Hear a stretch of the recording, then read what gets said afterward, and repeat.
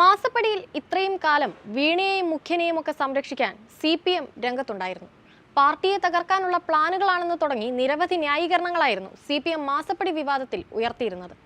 ഇപ്പോഴിതാ മാസപ്പടി ആരോപണം ഉയർന്നപ്പോൾ അസാധാരണ വേഗത്തിലും അസ്വാഭാവിക രീതിയിലും എക്സാലോജിക്കിന്റെ സംരക്ഷണം CPM ഏറ്റെടുത്തതിനാൽ SFIO അന്വേഷണം പാർട്ടിക്കും നിർണായകമായിരിക്കുകയാണ്. കോടിയേരി ബാലകൃഷ്ണനെ അനുകൂലിക്കുന്നവർ കരുതലോടെ കാത്തിരിക്കുകയാണ്. കോടിയേരിയുടെ മകൻ കേസിൽ കുടുങ്ങിയപ്പോൾ CPM പിന്തുണച്ചില്ല, അത് വ്യക്തിപരമെന്ന് പറഞ്ഞൊഴിഞ്ഞു. എന്നാൽ മുഖ്യമന്ത്രി പിണറായി വിജയന്റെ മകളുടെ കാര്യം വന്നപ്പോൾ എല്ലാം CPM ഏറ്റെടുത്തു. കഴിഞ്ഞ ദിവസം ഇനി പ്രതികരിക്കാനില്ലെന്ന സൂചന CPM സെക്രട്ടറി MV ഗോവിന്ദൻ നൽകിയിരുന്നു.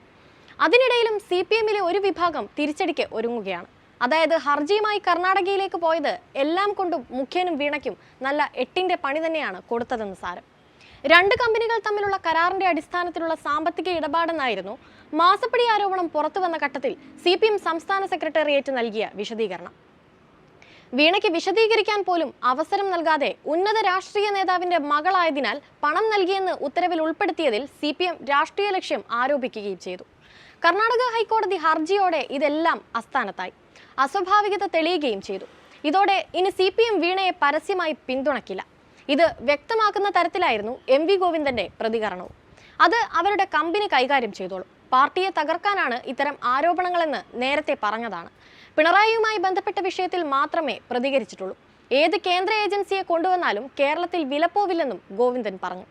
ഇക്കാര്യത്തിൽ കൂടുതൽ പ്രതികരണം ഇല്ലെന്നും ഗോവിന്ദൻ വ്യക്തമാക്കി. സമൂഹം അംഗീകരിക്കാത്ത തെറ്റായ ഒരു പ്രവണതയും CPM വച്ചു പൊറുപ്പിക്കില്ലെന്ന് ഗ്യാരണ്ടി എന്ന് ഗോവിന്ദൻ വ്യക്തമാക്കുകയും ചെയ്തു. ഈ പ്രസ്താവനകൾ പിണറായിയെയും ഞെട്ടിച്ചിട്ടുണ്ട്. പാർട്ടിയിലെ എല്ലാ കരുത്തും ശേഖരിച്ച് ആരോപണങ്ങളെ പ്രതിരോധിക്കാനാണ് പിണറായിയുടെ തീരുമാനം. വരും ദിവസങ്ങളിൽ SFIO അന്വേഷണം രണ്ടാം ഘട്ടത്തിലേക്ക് കടക്കും. നോട്ടീസ് നൽകി വീണ വിജയനെ ചോദ്യം ചെയ്യാൻ വിളിപ്പിക്കാനും സാധ്യതയേറെയാണ്. വിധിക്കെതിരെ ഡിവിഷൻ ബെഞ്ചിനെ സമീപിക്കാനും വീണ തയ്യാറായേക്കും. ജാമ്യത്തിനായി കോടതിയെ സമീപിക്കാനും നീക്കമുണ്ട്. ഇതിനെല്ലാം മുൻപ് തന്നെ SFIO നടപടികൾ തുടങ്ങും.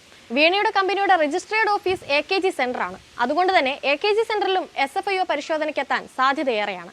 പാർട്ടി ഓഫീസിൽ ആരെയും കയറ്റില്ലെന്നാണ് CPM നിലപാട്. ഈ സാഹചര്യത്തിൽ കൂടിയാണ് വീണയെ CPM സെക്രട്ടറി തള്ളിപ്പറഞ്ഞത്. ഏതായാലും കർണാടക ഹൈക്കോടതിയുടെ വിധിയോടെ തൈക്കണ്ടി കുടുംബത്തിന്റെ അടിവേരിളകി തുടങ്ങി.